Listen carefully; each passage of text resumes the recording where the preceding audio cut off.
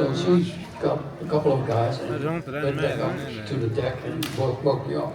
So in real life, I would not have been here because if she wasn't there, I would not have been here right now. Because it was 120, no shade, 120 Fahrenheit, no shade, and I was rebreathing my own air with that hat on. And so I would probably have died right there. Out of just, that was it. Anyway, so Princess Leia saved the Gamorrean God's life.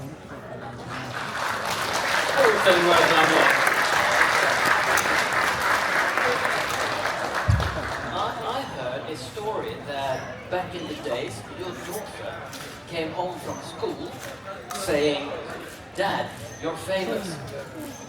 Yep. What happened was, she was 10 years old. We're talking about 18, 19 years ago.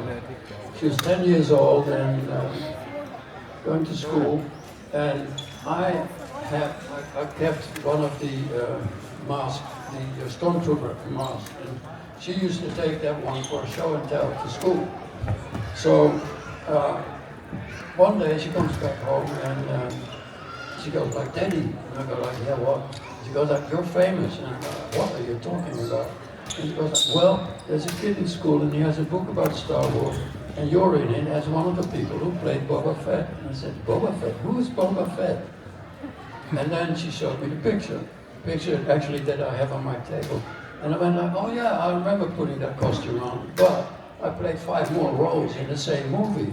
And she went like, no, Boba Fett is the one that makes you famous." So all that happened, and I went like, okay, let it go by. Didn't think much of it. Then a couple of months later, I'm doing a movie in New Mexico in America, and one of the stunt people that was working for me, he had a comic book store in Albuquerque. And I told him that story about my daughter, telling me that I was famous, and he said, "So you were Boba Fett?" And I said, "Yeah, apparently." And then he went like, "You should go and do these Comic-Cons." And I said, "And then what?" And he said, "A, you will enjoy it, B, you will make some money." So I said, "Okay, if I'm making some money, then it must be good for you to set it up, tell me what to do, and you take 10% of what I make." And he said, "Okay." And then a couple of months later, I got a call, and I did my first Comic-Con in Dallas, and that is now 19 years ago.